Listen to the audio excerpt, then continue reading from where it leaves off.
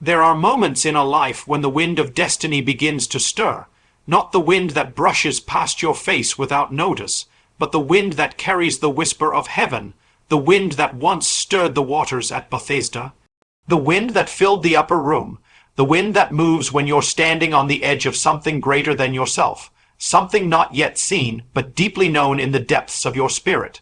That's where you are now. Not just standing, but standing at the threshold, and the threshold always demands a leap. You were not born to blend in.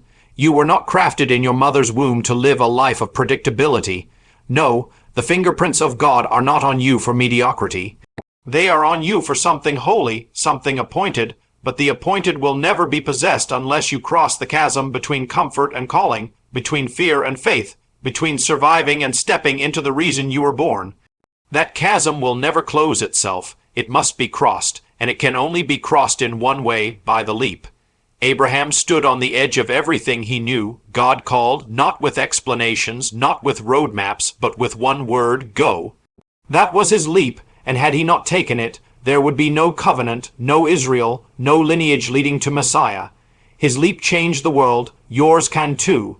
There are moments when logic cannot follow, when friends cannot understand, when family cannot approve, and still the Spirit whispers a leap. You've heard it in the quiet, in the middle of the night, in the ache of longing that won't go away, in the still small voice that breaks through all the noise, saying, you were made for more than this.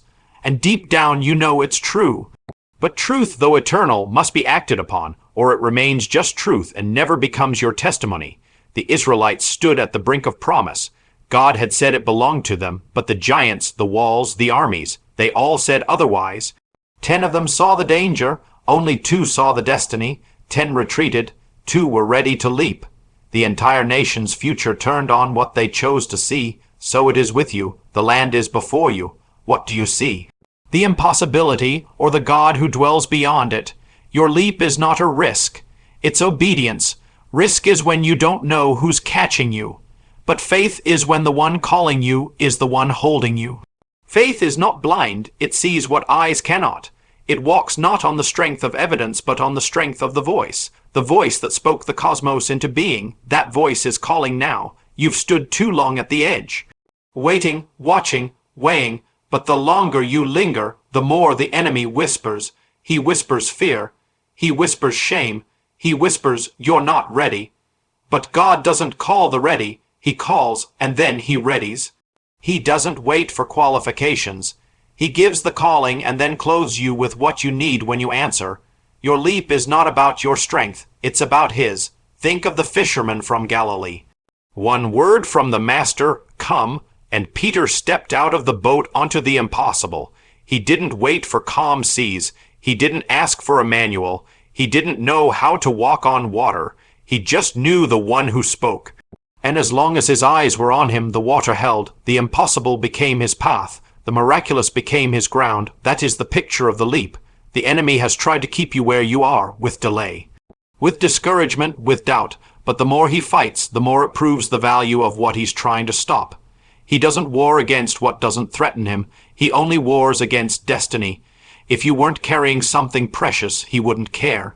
But you are. Heaven has placed something in you that hell fears. That is why the pressure has increased. That is why the road has narrowed. That is why the walls seem taller, because the moment is near. The leap is close, and the adversary always rages before the breakthrough. The Red Sea only stood in place until Moses raised the rod. Jericho only held its walls until the shout was released. David was only a shepherd until he ran toward Goliath. Each moment waited for the leap, and when they leaped, God moved. You cannot delay forever. The waters won't part until your foot touches them. The Jordan does not yield to good intentions. It yields to motion. You've prayed, you've fasted, you've waited, and now heaven is saying, move, now, go, leap. The time for preparation has passed. The time for hesitation is over. This is the moment when the eternal intersects with time. When what was spoken in secret is about to be shouted on rooftops. When what was birthed in obscurity is about to be revealed in light. Don't let fear rob you. Don't let the voice of your past define your future. Don't let comfort become your coffin. The graveyard is full of people who never leaped. who waited until it made sense, who waited until it was safe, who waited until it was too late. But you are not called to be one of them. You are called to rise, to cross over, to run when others sit, to believe when others doubt. You are called to leap, because you are one leap away. One act of faith from walking in the reason you were born. One moment of obedience from breaking generations of bondage. One yes from seeing the power of God explode through your life. You're not far. You're close. The heavens are watching. The angels are poised. The cloud of witnesses are leaning in, and the voice of the Lord is thundering now, not in judgment, but in invitation.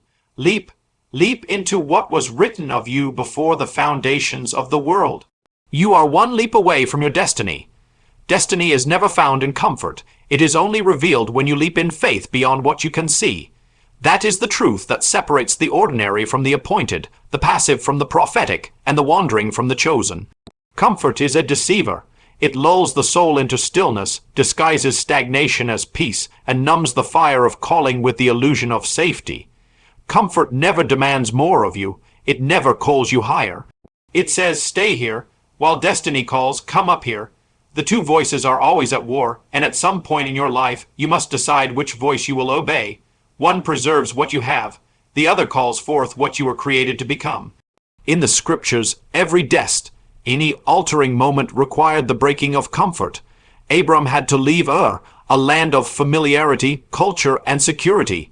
He was 75 years old, not young, not foolish, not reckless. And yet God said go, and offered no map, no timeline, only a promise. His comfort zone was his family, his land, his past, but his destiny was in a land he did not know. He could not receive both. He had to choose. That's how the kingdom works. You cannot cling to what is and expect to possess what is yet to come. The leap of faith is not about reckless movement. It's about surrendered obedience. It's about trusting the voice more than the visibility. Moses fled Egypt and built a quiet life in Midian. For 40 years he lived in the backside of the desert tending sheep. It was peaceful, predictable, comfortable, but then came the burning bush, a fire that would not consume but would not let go. God was not calling Moses to a slight adjustment. He was calling him to a complete departure, to leave the desert, to stand before Pharaoh, to challenge empires, to walk with a stiff-necked people through wilderness and trial. It was the opposite of comfort, but it was his destiny, and it would only be activated by the leap. Had he stayed with the sheep, he may have lived a quiet life, but history would have forgotten his name. We see the same thread in the life of Ruth. She could have stayed in Moab. It would have made sense. It was her homeland, her language, her culture.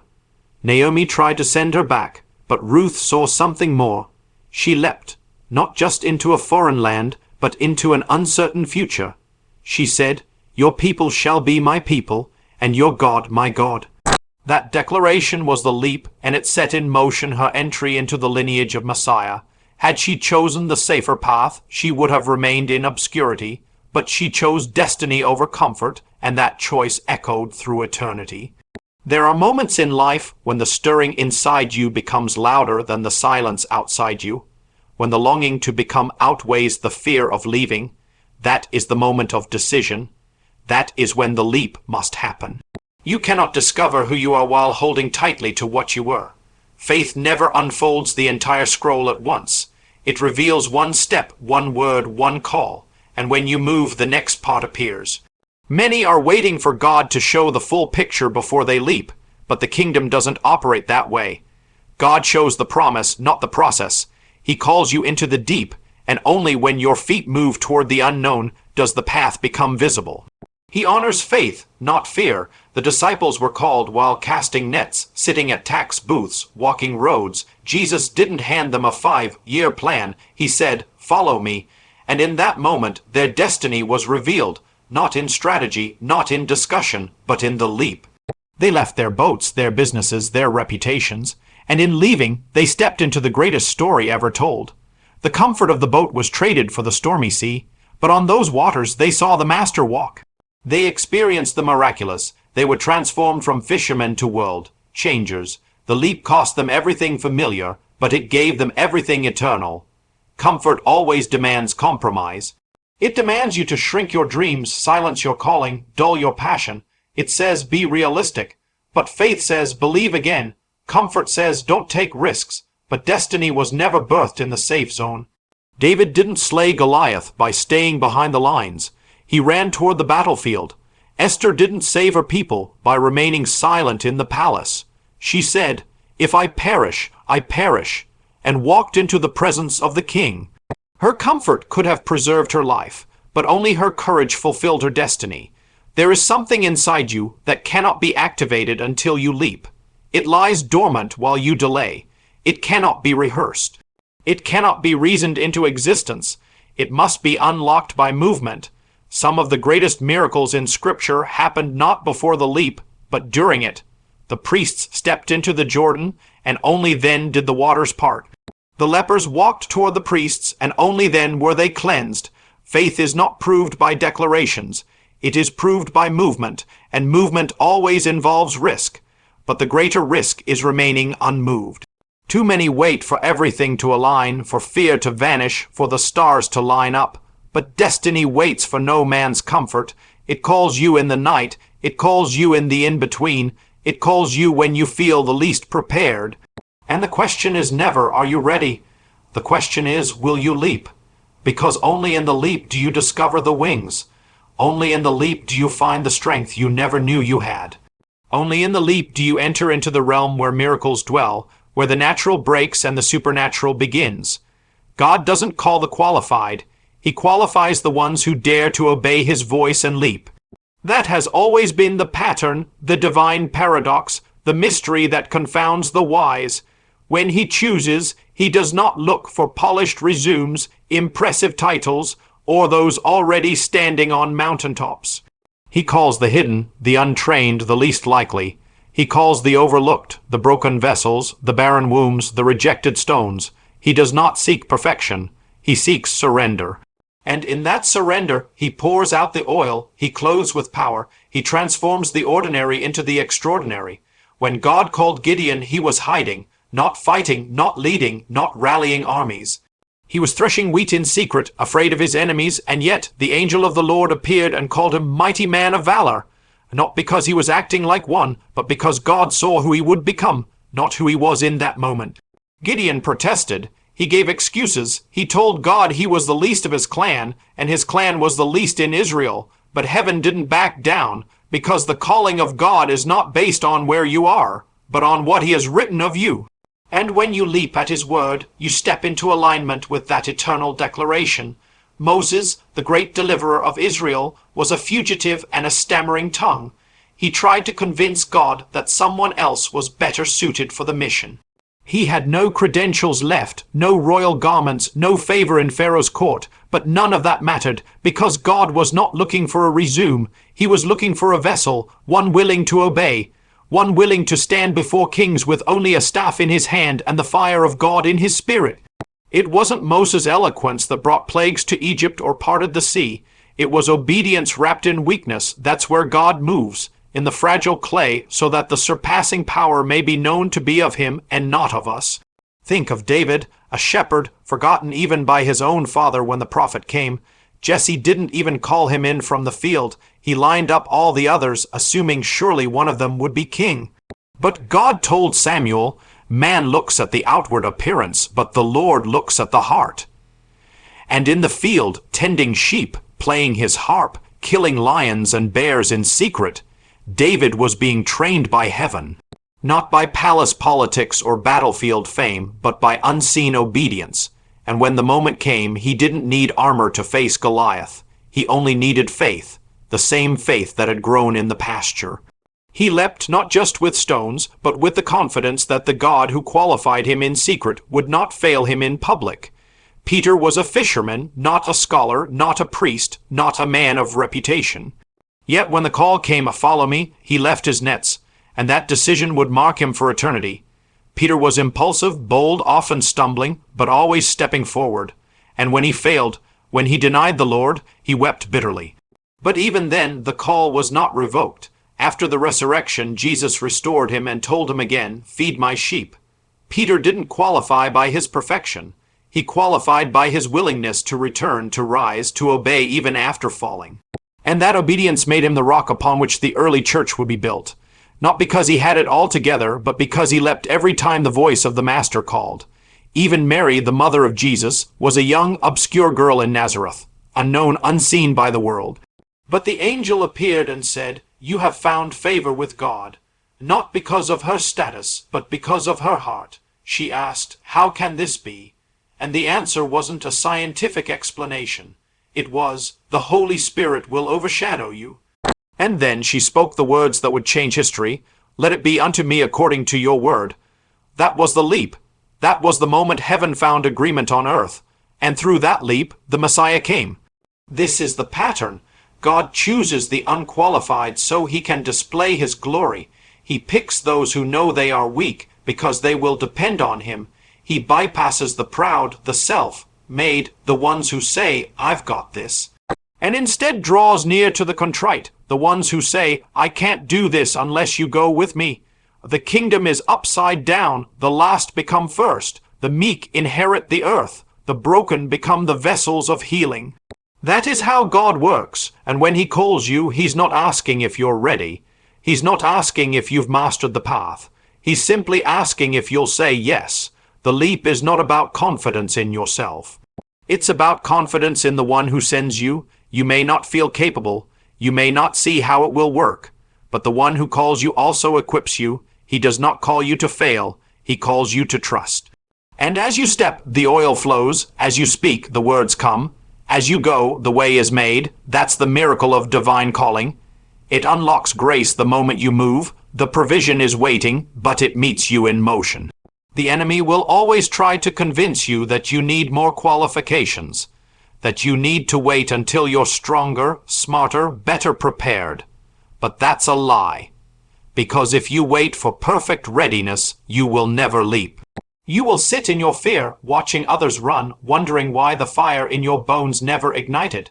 But if you leap, even trembling, even unsure, the fire will meet you in the air, because the leap is not your achievement, it's your surrender. And in surrender, heaven comes down. The enemy fights hardest at the edge of breakthrough because your leap threatens his grip. That is the reason the battle intensifies when you're close to crossing over, when the voice of God grows louder and your spirit begins to stir. It is not a coincidence that the storm rages before the miracle.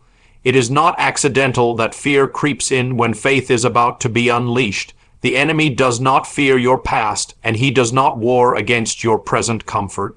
He fears your future, your calling, your obedience. He fears the leap that will break the chains he's used to bind generations. Because when you leap, you shift something in the unseen realm. When you move in faith, you dismantle fortresses that took him years to build.